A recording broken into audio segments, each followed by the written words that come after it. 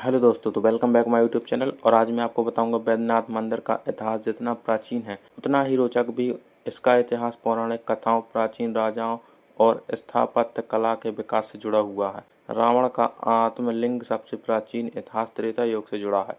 रावण भगवान शिव का परम भक्त था और उन्हें लंका ले जाना चाहता था। भगवान विष्णु की माया और रावण की एक भूल के कारण वह ज्योतिर्लिंग देवघर में ही स्थापित हो गया। लोक मान्यताओं के अनुसार रावण के जाने के बाद स्वयं भगवान विष्णु और अन्य देवताओं ने इस लिंग की पूजा की। कुछ कथाओं में यह भी कहा जाता है कि इस भव्य मंदिर का प्रारंभिक निर्माण स्वयं भगवान विश्वकर्मा ने किया था। सती के आत्मदाह के बाद जब भगवान शिव उनके पार्थिव शरीर को लेकर तांडव कर रहे थे, तब विष्णु जी के सुदर्शन चक्र से माता सती का हृदय इसी स्थान पर गिरा था, जिससे यह हृदय पीठ बना। इतिहासकारों और शिलालेखों के अनुसार मंदिर का वर्तमान स्वरूप समय समय पर विभिन्न राजाओं द्वारा बनवाया गया। गुप्त वंश और पाल राजा कुछ ऐतिहासिक प्रमाण बताते हैं कि 8वीं शताब्दी के दौरान पाल राजवंश और बाद में गुप्त शासकों ने मंदिर का संरक्षण दिया। चीनी यात्री हेन सोंग ने भी अपनी यात्रा वृत्तांत में इस क्षेत्र के एक महत्वपूर्ण शिव मंदिर का उल्लेख किया। राजा पूरनमल 1596 ईस्वी में मंदिर के इतिहास में सबसे महत्वपूर्ण नाम गिद्धौर के राजा पूरनमल का आता है। शिलालेखों के अनुसार वर्तमान मंदिर के मुख्य ढांचे का निर्माण और जीर्णोद्धार उन्होंने ही 16वीं शताब्दी में लगभग 1596 ईस्वी में करवाया था। राजा मानसिंह मुगल काल के दौरान आमेर के राजा मानसिंह ने इस मंदिर का महत्व को देखते हुए यहाँ एक सरोवर का निर्माण करवाया था, जिसे हम सभी मान सरोवर के नाम से जानते हैं।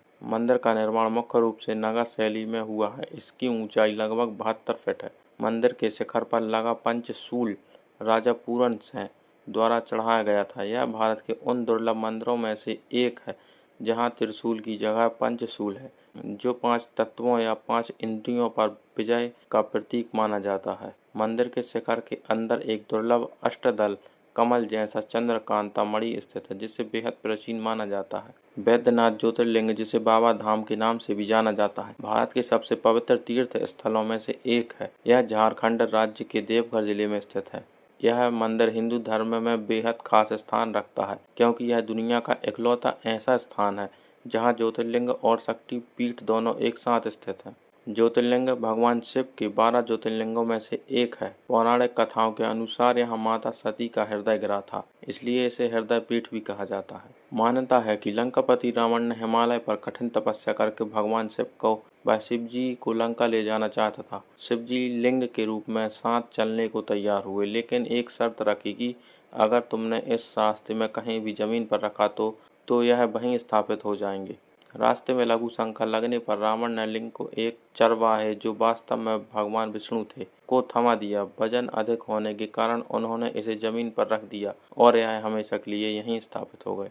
मंदिर के शिखर पर त्रिशूल नहीं बल्कि एक पंचशूल लगा, जिसे सुरक्षा कवच कहा जाता है। सावन के महीने जुलाई अगस्त में यहाँ विश्व का सबसे लंबा चलने वाला धार्मिक मेला लगता है। लाखों श्रद्धालु सुल्तानगंज से गंगा जल भरकर 105 किलोमीटर पैदल चलकर बाबा धाम आते हैं और शिवलिंग पर जल अर्पित करते हैं। तो दोस्तों, ये थी बैद्यनाथ मंदिर के बारे में, जो कि इनकी स्थापना किस प्रकार हुई और किसने की, यह जानकारी देने का मैंने अपनी वीडियो में प्रयत्न किया है।